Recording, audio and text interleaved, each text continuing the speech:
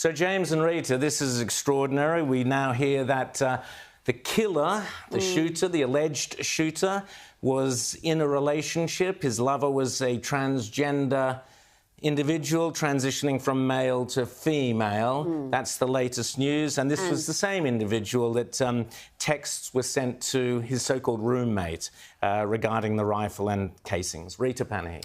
Yes, Tyler Robinson's partner is cooperating with the FBI. He's been helpful, is what's been reported. And, yeah, he is trans. Is just another development. It adds an extra layer to what could have motivated this guy. But this guy, if he is the culprit, and the authorities are very confident they have their man, he's told us why he's done this. There's a lot of conjecture that the left is bending over backwards, trying to cast some doubt about whether this was a politically motivated assassination, when there is zero doubt, because the killer told us why he did it. He hasn't been shy about saying why he did it. And if we don't accept reality, if we don't face up to the truth, we're not going to get past this point. And worse than trying to cast doubt about what motivated this killing are those dishonest actors. Sometimes they're just dishonest, sometimes they're stupid. I really don't care which one's which, but they lied. They have fabricated pictures of the suspect in a Trump shirt. They've tried to cast him as some sort of MAGA individual, Republican, just because his family happened to be church-going, religious conservatives. This guy is the black sheep of the family. The family have said, you know, he's been off the left. And I think it just shows, James, that just growing up in a conservative, religious family doesn't necessarily immunise you or protect you from this poisonous doctrine. And I mean, look, Rita, everybody out there, everybody on the stage, we know families are complicated. You have different people come from the same parents, the same environment, and just different things sort of wind up happening to them over the course of life. And that is just life. But the gaslighting, the unbelievable gaslighting that we have had, and I see this coming from all quarters of the left. It's not just the ones who are celebrating gleefully his death. And I'm going to be talking a bit later in the program about people who've been losing their jobs as a result of this, and why that's actually not a bad thing. But this idea that, oh, well, and you see these posts, I see them all the time. He was a conservative. He was brought up a Mormon. He grew up in Utah. His parents were cops. This, that, the other thing. You know, to suggest that, well, every single one of these things says, except that, you know, even The Guardian. So when you read it in The Guardian, and they're telling the truth about it, you know this is the truth. They said, they talked to people who were friends of the family. They said he was incredibly radicalized. They said that a few years ago he really started to, and I think, well, you know, we need to talk about universities and just what's happening on our university campuses right now, that people get so radicalized on them.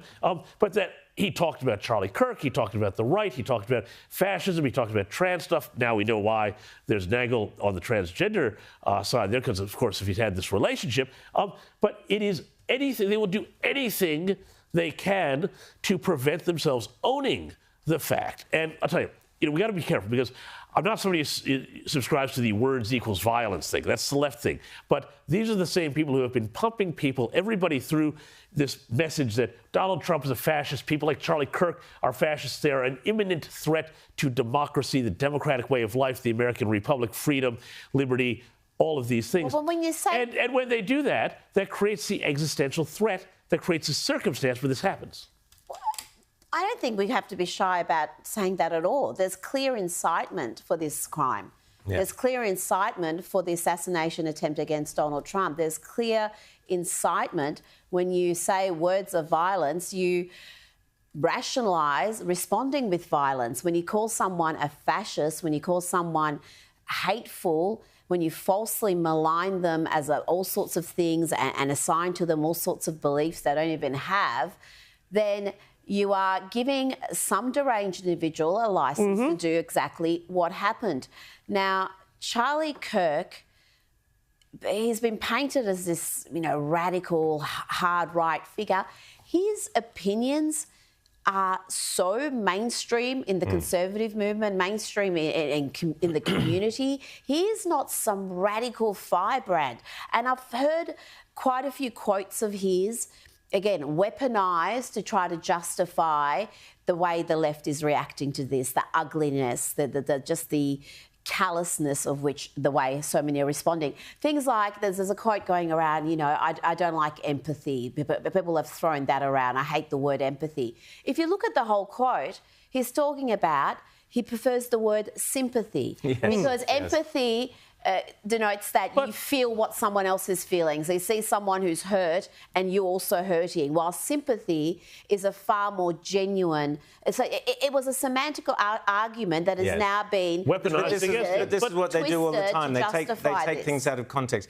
But Rita, your point about you know, the transgender, the incitement and so on, what was fascinating and tragic about the death is that Charlie Kirk never condemned anybody for being transgender. He never attacked anybody. He never questioned that choice, other than to say maybe there's an alternative, and maybe through debate and discussion with other people, with experts, you might find a way to actually arrive at being comfortable in your own body. Now, what is fascinating is that his slogan, "Prove me wrong," the only way this alleged killer could prove him wrong, the alleged killer in a relationship with a man transitioning to a woman, the only way he could prove him wrong was to shoot him. Well, and that just is so tragic, but so it shows you the depth of depravity of the ideology, which you mentioned. I'll be talking about it later in the show. The university left wing, these factories of toxic poison, they may well be at the root of the problem here as well, because a young kid who seemed a shy but perfectly nice kid goes off to college, and suddenly...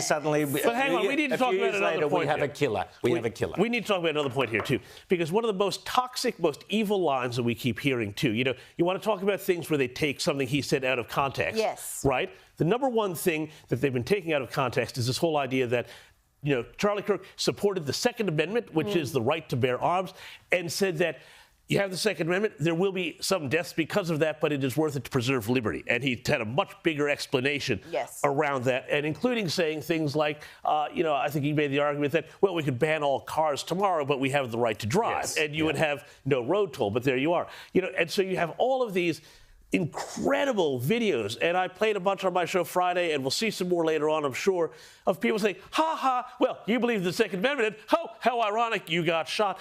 This gets to the heart of the violence, the dark, nihilistic violence at the heart of the left. Because what are they saying there? They're saying to people, they're saying, if you don't take away the left's guns, the left might be forced to shoot you. I mean, it is an admission of their own violence. And it's also an admission that what we are seeing at the moment, that it is the left who have got an issue with this. This both sides nonsense, I have zero time for it. The fact that towns across America aren't burning down, the fact that shops aren't being boarded up, the fact that there aren't people rioting, looting like BLM did, like Antifa did, despite this horror, tells you everything. The people who've got all the guns in America, which is predominantly the right, aren't using them to exact revenge. They're not the ones who they're worried about. When they board up shops during election campaigns, guess what? They take them down as soon as a Democrats win an election, because they know the danger's past. If a Republican wins, then they expect to see shop windows smashed. So this is the reality. The left has a violence problem. It's been normalised. It's been accepted. The media has a lot of complicity in minimising that violence, trying to confuse to both sides, to gaslight it. Exactly. When it's not a both sides thing. And I've heard a lot last couple of days. Well, what about Governor Shapiro in Pennsylvania? What about the attack against him? That was from a leftist. What about the attack against some other Democrat politician? Again, from leftists. So you've got left-on-left violence. You can't blame... The other key thing, there's another key thing. Sorry, there's one key thing. Also got to mention the number of shooters, which was exactly the point that Charlie Kirk was talking about when he got shot. I mean, this thing is so replete with ironies and tragedies. but he was discussing the issue of the trans killers and mass killers in America, and the fact that they do seem to be fueled, however it works out, by this ideology, by this transgender ideology. The shooter waited until that moment when he was asked about the number, because there's been a number of trans-identified individuals who have shot up. Yes. Including that schools. Church in Minnesota 2 weeks ago, 3 weeks ago. Catholic, 2 small children killed, others shot. And he was asked about that, and he started to answer it, and that's when that shot fired. And it was just... It took some time for them to announce that he had passed away, but if you saw a close-up of what happened, you knew... It was horrific. No person I want to talk that. about those reactions and those responses, and I want to start off just by playing a little clip. This infuriates me, this endless repetition of, oh, he was a far-right winger, extreme, as far, which the left use all the time. This is the ABC in Australia, how they announce the news. Have a listen.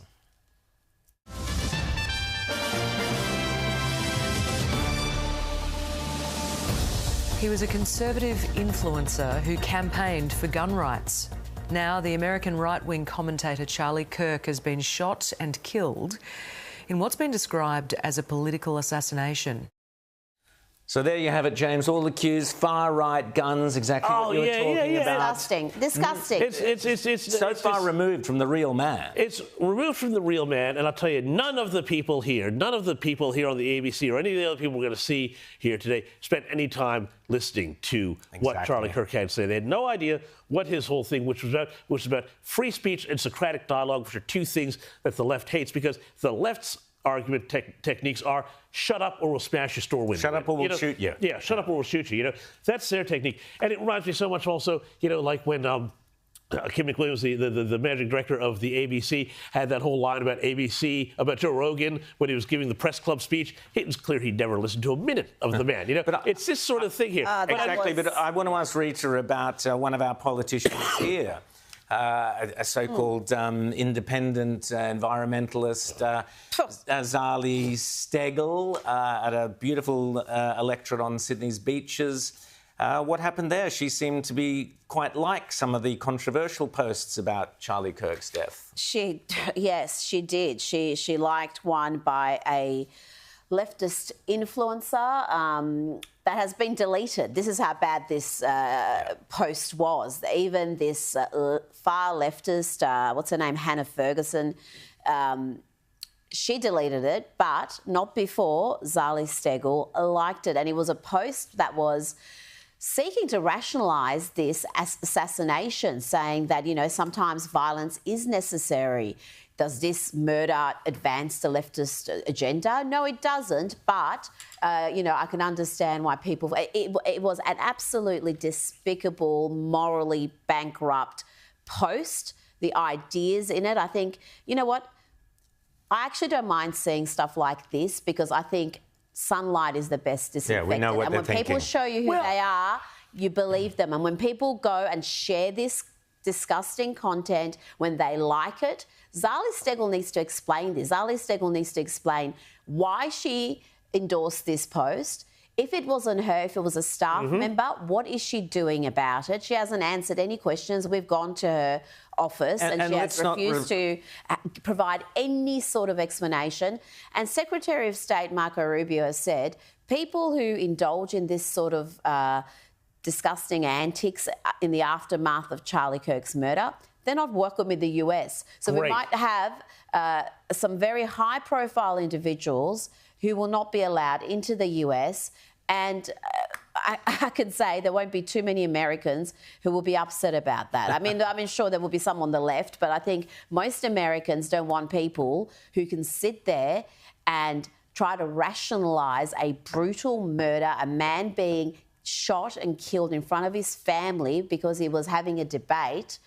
Why would you want those sorts of people in your country? And let's make the point, James, that Charlie Kirk replaced former Prime Minister Tony Abbott in his electorate. So this is a wealthy Sydney electorate. Her entire campaign, her entire political position is climate change and we've got to save the planet and all this and look after the kids and so on. But here we have liking the argument that violence is acceptable in a political format. I would think, and this is the thing that's so ironic to me here, because, I've seen lots of politicians in the U.S. and plenty here too, and plenty of public figures now say, geez, whatever our side is now, do we need to worry more about security? So the idea that you're a politician of any stripe, I don't care whether you're right or left or as she is, a teal, the idea that you would in any way be seen to be countenancing any sort of argument that says, well, maybe this one time a little bit of political violence is okay. Because they never think it applies to them, James. This is why the left play these games, because they know it's a one-side battle. Yeah. They're not scared. When you're a leftist, no matter how far left, radical, nutbag you are, you can go to any university campus in this country or America and you will not fear giving a speech. You will not fear being shot, being bombarded with abuse, being chased off campus, having those who come to hear you be violently attacked. You don't have that. You don't have that fear as a leftist. Just look at what's happening in our own country, never mind America. It is a one-sided fight. So, yes. I'm not surprised we've got leftist politicians indulging in this sort of moral decay because it doesn't apply to them. She will not fear that. And now she won't. No, I'm sorry. And I'm not saying she should fear it. I'm not saying she should fear it either. But you see, history is a funny thing, right? History is a really funny thing. And there have been plenty of examples in history when people have thought, oh, no, I'm off with the good guys on the left here, and they're going to send their violence somewhere else. And I tell you what, eventually you wind up to the right of the people who got the guns, and then you are in strife. And this, I'm not saying that's going to. I'm not saying that's going to happen in Australia. Yeah. Pray it doesn't happen in Australia. But the point is that once you start to normalize, it's this whole normalization of political violence. I want to carry on. Okay. Go on with this here for a second, because there's also this other sort of move, and it's, again, intellectually bankrupt. And we need to talk about these sorts of intellectually bankrupt defenses for this murder, and where they're trying to minimize this into kind of just the background noise of life. Oh, well, somebody got shot. Babies are dying in Gaza. Somebody starved here, this sort of thing. And how can you be mad about Charlie Kirk when all of these other things that we on the left are concerned about are happening? What that is doing, it is a conscious effort to minimize the horror of what happened so that it can happen again. This is what is being set up here. It is sinister. It is evil. The surface has been scratched. We see what's underneath it there.